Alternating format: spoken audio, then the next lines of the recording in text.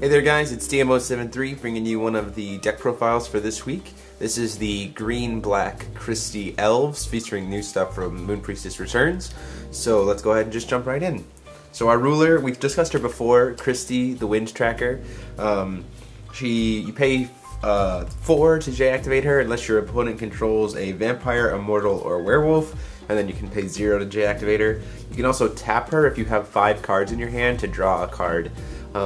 If you haven't already J-activated, this deck actually makes it so that ability becomes kind of relevant, but I'll talk about that when we get to it. And then her J-Ruler side is Helsing, the Vampire Hunter.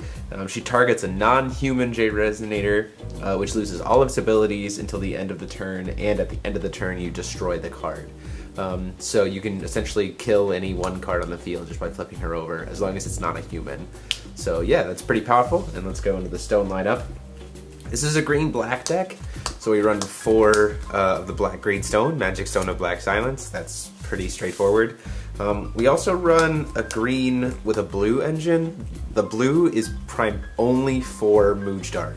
There are no blue cards in the deck, but Moojdart, the Fantasy Stone, lets you change the race of any J/Resonator, which gives you a lot of versatility with some of the other cards in the deck, and you want to have blue will in order to be able to make that happen, so we run some green blues.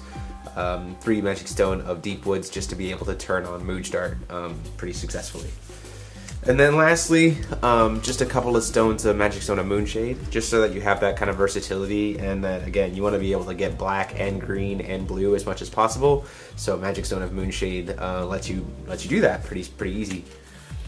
So let's go ahead and just jump right in to the deck with the Resonators. We run 4 Elvish Priest. Extra mana generation, also it's an elf, so later in the game it can actually become a threat or a good blocker with Fina. We run 3 Wiseman of Winds, 2-drop 800/600 with an enter ability that if you don't control another elf, you destroy her. Helsing slash Christie is an elf, so if you're playing with Helsing slash Christie as your ruler, you technically control an elf, so Wiseman of Winds is always going to be able to be played, so that's really powerful. 3 Elvish Exorcist, which is a 500/500 2-drop that gets buffed by Fina to become a huge threat, as well as enter destroy target vampire resonator. So you can make something a vampire with Moojdart, play Elvish Exorcist, and bam, instant 1-spot removal. So really good. The new card that gets a lot of use, mainly because we have so many new elves, is Guide of Heaven. You can pay 3 to search for any elf resonator in your deck and put it in your hand. And every turn you can tap her and have an activate tap ability to reveal the top card of your deck. Even if it's an elf, you put it into your hand. So I talked about this. This was the card that I talked about that works with Christie's tap ability. So what you can do is you can tap, reveal the top card of your deck. If it's not an elf and you have 5 cards in your hand, like if you're doing it at the end of your opponent's turn, you can then just tap Christie or whatever to draw that card, and then when you get to your drop phase you can draw another card, or you know, if you haven't tapped Christie for mana yet and it's a card that you really want, so like you tap it, reveal it, it's a card that you really actually want and you've already done your draw phase for the turn, you just tap Christie and draw that card anyway. So it's a lot of like kind of scrying and like ability to dig while still being able to stay in like mono green, like as close to just 2 colors as possible. Then we have 4 Fina, the Silver Player. Gives all your elves 400/400, so that's a huge boost. And since your ruler is Christie, all of your opponents lose all their symbol skills. Their Resonators lose all their symbol skills. So, you know, gets rid of flying, gets rid of target attack, gets rid of swiftness, all that kind of stuff is really powerful. Then the last new elf is we run 3 Fiethsing, the Holy Magus of Wind, or the Magus of Holy Wind. It's got quick cast, so you can summon it during your opponent's turn, which is really powerful. On the enter, it prevents all damage that would be dealt by target resonator until the end of the turn. That's effect damage, that's battle damage, anything. You can just quickly play Fiethsing, negate all the damage for a turn, and then you can also tap her to produce 1 will of any attribute. So that's really powerful there. Now, you want to be able to get Moojdart as fast as possible, and sometimes that doesn't quite happen, so a couple of Gardeas just to be able to, you know, grab the Moojdart if it's like near the bottom of your Magic Stone deck and you just really need to get it. Other than that, there's really not much use for Gardea. It's just, again, it's to kind of help make sure that you get Moojdart when you need it. And then we switch into the Dark engine. There's not a ton of Dark. There's only 7 cards that are Dark in terms of Resonators, but it's good kind of finishing stuff. So we run 3-0 the Magus of Null, who's kind of like the opposite of Fiethsing.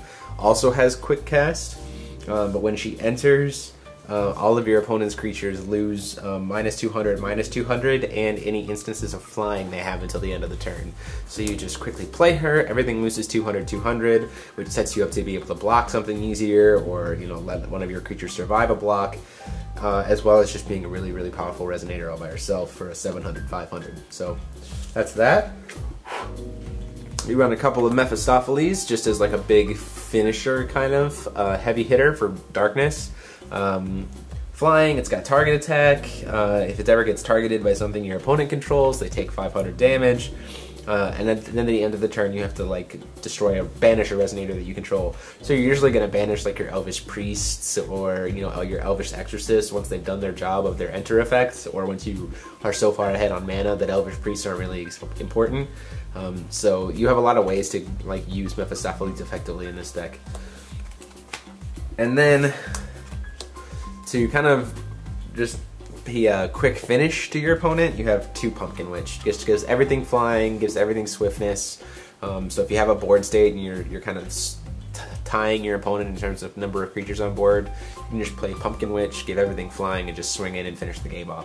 Especially really powerful when you have like a couple of Finas on the board, so that means that all your elves are going to get plus 800, plus 800. At that point, if you have a field full of elves, they're getting buffed by double Fina, and then you play Pumpkin Witch. There's really nothing much your opponent can do, and it's just, that's really, really powerful way to finish the game.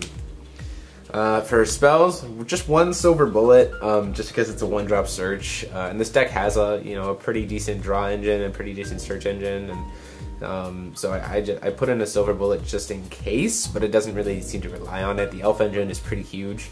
And almost every elf is powerful by itself, so there really wasn't a huge need for it, but also it can be used to like grab your Gardea if you need it, to grab Moojdart, so there's a lot of versatility. I maybe would consider going up to multiple of this, but I don't quite know if I would, or if it's needed. Maybe even replacing this for another of the Guide to Heaven, but again, that's personal preference. And then for removal, just 3 Stoning to Death. It's just a hard drop, 2 cast removal spell, destroy any Resonator. We've talked about that before. And then the counter engine, we do 3 Absolute Cake Zone, 3 Z's, and 2 Exceed, the Ancient Magic. So cancel spells, cancel summons, or cancel normal spells, cancel summon spells, cancel anything, draw cards, draw cards. You can't draw cards because you're not running any Grettles on this, so I guess it's just purely for spell cancel. But then, graveyard recycling to get stuff back, as well as just cancel anything and you can draw cards off of this. So yeah, so that is the deck, guys. I hope you enjoyed it. It was pretty interesting to try and make this work. Typically when I think of elves, I think of just pure green-blue. So trying to figure out a way to make them play black as well was pretty fun. And yeah, so let me know what you think about the deck, what you think you would change. If you do try and test it out, let me know how it goes for you. And feel free to check back in next Wednesday for another match. As always, like, comment, and subscribe. And until next time, guys, this is DMO73 signing off.